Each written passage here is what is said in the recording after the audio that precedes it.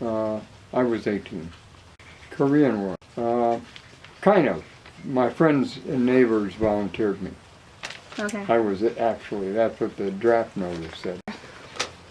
Because they sent me over there. The North Koreans had invaded South Korea, and we went over there to push them back. I had no particular views, nothing special. I had to do that. I was drafted to be in the war. I was not against it. That was fine because I was against communism. And the North Koreans were communists and they were going to... Stationed? Well, I was stationed in Korea, but I took my basic training in Fort Knox, Kentucky. And from there I took Ranger training at Fort Benning, Georgia. And then I went to Korea. Well, I remember Seoul was the capital, and when I got there we came to a town called Busan, which is in the southernmost part of Korea. And I remember the city of Kaesong, and we went through Pyongyang, which is capital of North Korea. We went through there. It wasn't much there when we were there. Yeah, when I first got there, they called our regiment the fire brigade. Every time at night, the North Koreans would come down and push against our front lines, and our job was to go up there and push them back. Mm-hmm. And firefights, a lot of them. Yeah, 3rd Platoon. Well, I went there as a private E2, and within like 4 months I was a sergeant first class, just because if you stayed alive and didn't get shot, they gave you the rank. Okay. The last guy standing got the rank. In some things I do, but most of it, not really. I survived. I got stuff, yes, but I don't know where it is. Well, I could find it, but it would take me a while. I got, I don't have my uniforms anymore. They got, and all the moves that we've made different times, it's all lost. But I don't care. It wouldn't fit me anyway. So, nah, I never believed in Lucky Charms. A Bronze Star twice. Well, a platoon that's a standard platoon has 4 squads. Each squad has 9 people. So that's 4 times 9 is 36, plus there's a platoon sergeant and a platoon leader. Platoon leader is an officer. Fighting at night, scary. Yeah. They call me, I got the nickname of Hand Grenade Jim because the first time I got online, I was scared, beyond belief.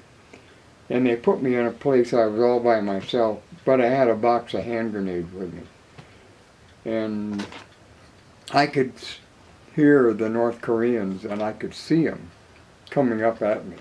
And I kept calling the command post, the CP, for help, and nobody answered the phone. So I just started throwing hand grenades down the hill. And nobody answered me all night. When morning come, when I could see where I was, the hill was vertical. My imagination played really big time. Added to my fears, don't get killed. I probably would. When you're young, you're invincible. Only old people die. Well, yes, at that time it was, because the North invaded the South. And when I was there, South Korea was nothing. And I was there a couple of years ago, and South Korea is a modern city with giant tall buildings, and they build automobiles. This phone, they build my phone. So it's a very productive, very wealthy country compared to what it was. So yes, it was worth it, I think. There was a guy who came, we heard a gunshot, one shot. And this guy comes staggering into our position, and he says, "I'm hit, I'm dying," and he falls over in the ground. And we look at him, we roll him over, no bullet holes in him, and he's still breathing, everything's fine with him. and somebody come running down along there and kicked his helmet in, and his helmet had a dent in the front. What had happened, it was night, his imagination and his fears went to work on him.